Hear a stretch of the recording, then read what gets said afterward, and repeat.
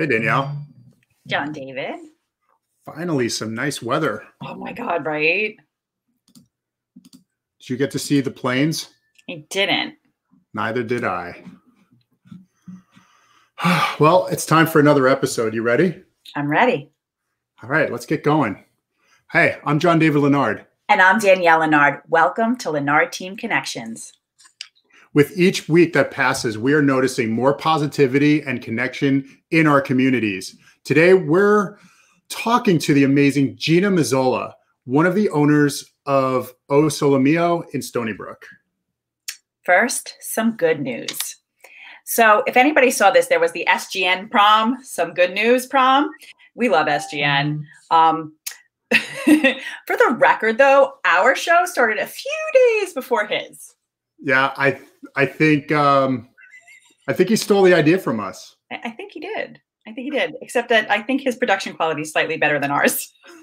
Yeah. Well, I think ours is pretty good. I don't know. Plus he's a pretty handsome guy. Let's be honest. And funny. Yes. So for at any rate, he's probably a lot more funny than we are. I just want to say, as the mom of a kid who was supposed to have, who was hopefully somehow, some way, they're going to pull off a prom, maybe the end of the summer. I don't know. I hold out hope, but I think it's really heartwarming to see that they did this, and you see smiling teens where it could be sadness. So making the best out of it. Yeah. You know what? I was wondering, if we tried to do this, do you think we could get like Post Malone or something? One never knows. All right. Anyway, moving on. Have you guys been watching the ESPN documentary called The Last Dance? It is. If you haven't, check it out.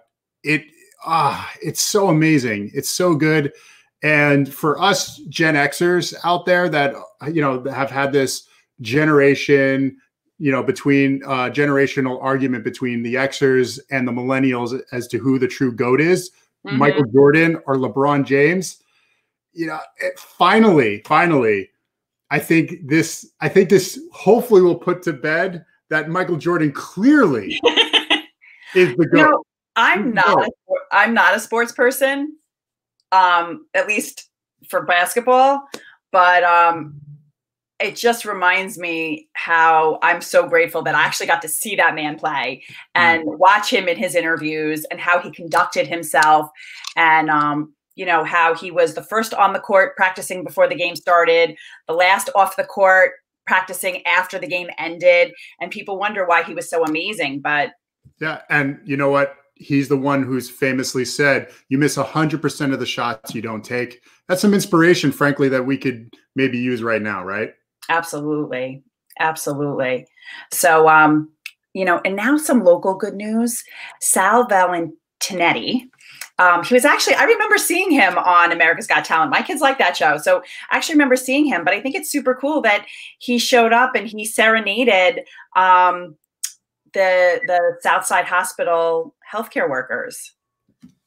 Is he from Long Island? I didn't even know if he was. Yeah, or he's definitely from the area. Okay, cool. Yeah. You should definitely check that one out. And finally, it was just about an hour ago. We hope you were everybody watching, we hope you were able to get at least a glimpse of the Blue Angels and Thunderbirds flying over much of the island today in honor of the frontline COVID-19 responders. It was fast. And frankly, you and I were pretty much getting ready for this, but to see, I love, this is my bag, I love aviation. Yeah. Our father was an airline pilot, and I think it's in our blood, right? Yeah. But I've never heard of or seen of the Blue Angels and the Thunderbirds togetder on before, together in formation. I thought it was amazing. If you go to their Facebook page, the Blue Angels, either the Blue Angels or the Thunderbirds, before we went live, I checked it out, and it has like their Facebook live of them like getting ready together and walking out to the airplanes, and it just, the sense of pride that I got, I love it. I could eat it up, watch it all day.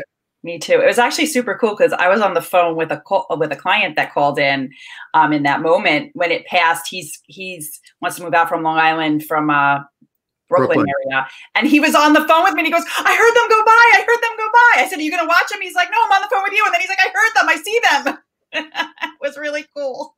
Excellent. Well, if you have any good news story about people doing good things, people deserving of community recognition, or something that just brings a smile to your face, please share it in the comments below. We'll feature it in an upcoming episode. That brings us to our guest. O Sole Mio seems to be everywhere. I don't know if you're noticing this, but I am definitely noticing it's everywhere in our community, all over Facebook, multiple groups. And that's because of the efforts of Gina Mazzola, who is here with us to share what she's been up to. Hi, guys. Hey, Gina. Thanks for joining us today. Thank you for having me. Just before we begin, did you have a chance to see the planes? I did not have a chance, but my mom lives by MacArthur Airport, and she sent me an amazing video, and it was really cool to see. So, well, maybe you could share with us. Yeah, they were amazing. All right. Well, Gina, take us back to the beginning. How did you pivot your business so quickly, your restaurant? So I was actually in Palm Springs when this started. So I hurried back, and we were making hour by hour changes and decisions based on all this new information on changing our whole dynamic of our whole restaurant. And first it started with closing down the dining room, which was really sad for us to see that, because we're used to seeing and interacting with all our customers, and you know, we had to do that. And we switched automatically to a curbside and takeout and delivery model, which was also new for us. We never did delivery before. So, but we had to be mindful of what was going on and adapt, which we did. And we're just trying to do the best we can right now to keep with the changes. And we're hoping to hear some news soon about reopening and how that's going to look for us, and just keep moving with the time. And it's especially hard for you guys. I mean, people have their local restaurant, right? You're just one of many.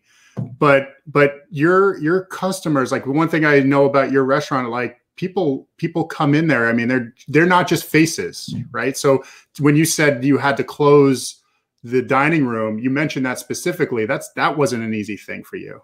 No, definitely not. We've been open. We just actually had our 17-year anniversary. Wow. So, wow. Yeah. So we've seen many faces through the years. We've watched little kids grow up, get married, go off to college.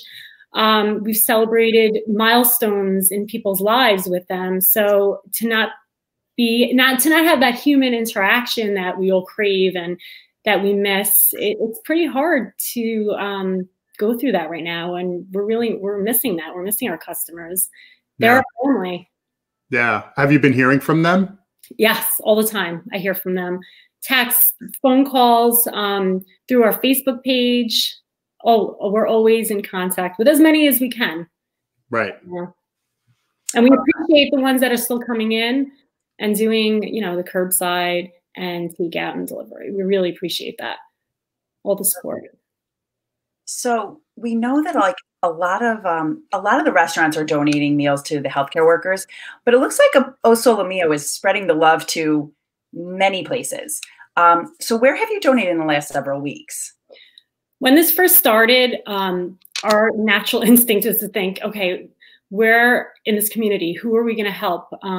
We want to be supportive to anyone that we can be supportive to. So immediately within the first 2 weeks, I think we fed over 1,000 healthcare workers in hospitals. We did Stony Brook, Mather, St. Charles, St. Catherine's, the Long Island Veterans Home, Good Samaritan Hospital.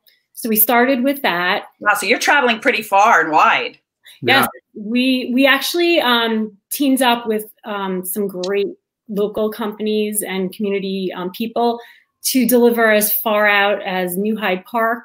We went to LIJ.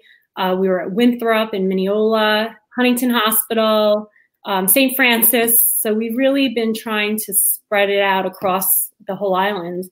Have you been able to be there for the deliveries yourself? I have not. I have. We actually, one big thing for us when this all started was, how do we keep our guys working? Because, you know, we have almost 40 workers that have families that we just want to keep everyone there if we can. So we have our servers have become delivery people who've been delivering all over Long Island for us, and you know, making all those things happen. So I really am grateful for my team right now, because without all of them, we wouldn't be able to do what we've been doing. And have you were you able to get the side note? Were you able to get the PPP, either the first or second?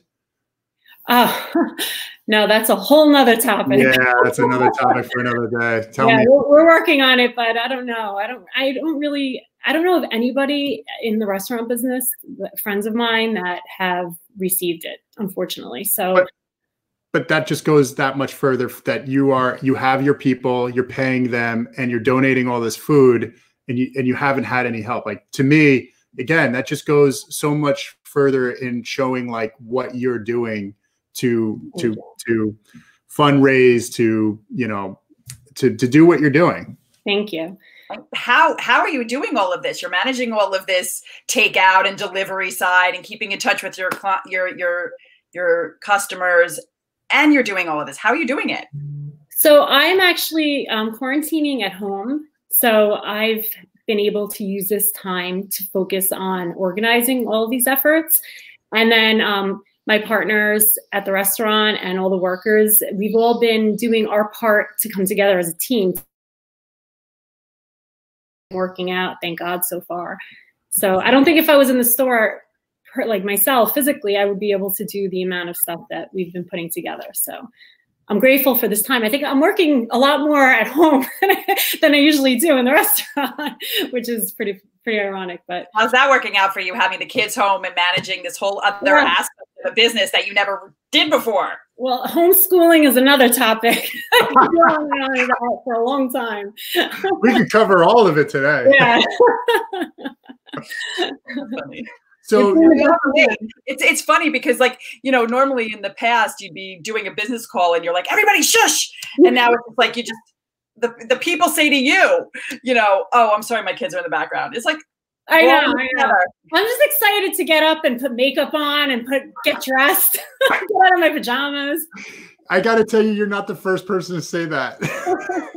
Just maybe the first one on camera. That's all. No, that's okay. One of my friends texted her neighbors. I'm guilty. Yeah, no, it's funny. It's true. I mean, I'm wearing Nike shorts right now. I have no socks on. One of my friends today said that in her neighborhood they have a contest on points if you have the same clothes on, if you put makeup on or not. Like, if you've not put makeup on, it's kind of like hilarious. Bingo, like Zoom bingo. Yeah, exactly. Anyway, Gina, I want to share with you how you first came like across my radar early on, like mid-March, maybe like the third week in March or something like that. Pretty early on, you got together with a whole bunch of restaurants, and you got the restaurants to raise a lot of money through the donation of gift cards that then was that you gave away those gift cards to a potential winner, right? Yeah. And I just thought, you know, early on when this was still raw and scary, that you were able to pull these restaurants together, and it was like one of the earliest signs of community that I saw that really stuck out to me. And that's what planted the seed in my head to have you on today. And I just wanted to say, you know, that was great to get. I mean, everything from, I think I saw a kitchen, or like Trattoria at least, in St. James, all over the place, varying restaurants. And maybe on the outside looking in, we don't know how it works, but it was almost to me like, wow, look at these. In normal times, these restaurants, some of them might be friends, some of them might be actually competition, but right now you're all in this together. So yes. So funny thing, that was actually you know, all your best ideas come in the shower. Yeah, the shower ideas. Yes, they do. Yes. And I was like, you know, I have to say, there's the majority of the restaurants that I was able to bring together, there was 20 of us, are friends that when I'm not working, I'm in their restaurants, vice versa. And people might think we're all in competition with each other, but everybody loves food, and there's so many so many people and so many restaurants. You know, it's for everybody to get around and visit all of them. One day you might want fast food. One day you may want fine dining. So we all have a chance to succeed. So I like to see us all come together right now in this time and do something that can help us all together as one. So I'm sorry. Nothing. I just wanted to add that, like, right now, I mean, it's about the so-called mom and pops in our community, right? Mm-hmm. Like, everybody loves a you know, maybe a Shake Shack burger once in a while, but right now it's about our community. You have 40 families, you said, that you're feeding in addition to your own, right? I mean, it's really important that we come together and honor people like you. I mean, you're being so selfless. You're being so selfless right now. The least we could do. In fact, I'm coming for one of those Uruguayan sandwiches later. How it's going to happen. So. Yes. My partner, Victor, he's in Uruguay right now with his family. But when he comes back, he will make you that sandwich, I promise. Well, right. I can't wait till we can go to the restaurant and go to the movies. I know. Oh my gosh, don't even get me started. I can't wait too. So it was a great contest. We were able to raise $15,000 between all of the restaurants and gift card sales to help us out right now. So I'm thankful. I'm grateful for everyone's support. That really helps us. That's tremendous. That's tremendous. It's not only a reflection on you; it's a reflection on our community, Long Island, Stony Brook, you know, Three Village, Smithtown. The whole area, Hauppauge, I can keep going. The stories that are coming out, the people that we're meeting through this, and seeing, like, you know, the community, our county, our towns come together. I'm so glad you were here today with us, and I was like, oh, I hope she'll be on our show, because it turns out you are such an awesome, lovely person to talk to. So much. I'm so happy. You are such an seriously, you are such an inspiration with how quickly you got this whole ball rolling, that just to show what's possible and what people can do and the good ideas they can have in the shower. But so we all have that. So how can people get involved and support everything that you're doing? Well, right now, if you want to reach out to us, we're doing most of our communications through our Facebook page, our O Sole Mio Facebook page. I am constantly on there reading messages in my inbox. You can call us at the restaurant. The number is 631-751-1600. And, you know, we will definitely get back to everybody. We're trying to do the best we can. And we've responded to every single email, call. So being home, I have a lot of extra time to do that. So I promise I will get back to everybody. Good. Gina, thank you so much for joining us on Lenard Team Connections today. We are truly, truly, truly inspired by everything you're doing. Thank you so much for having me. Yeah. And look, if you missed anything that we talked about, like Gina's phone number, or you want to find her Facebook page, don't worry. After the show, we'll go back and we'll put it into the show description. We look forward to connecting with more awesome people like Gina who are supporting our community. In the meanwhile, stay healthy and be well.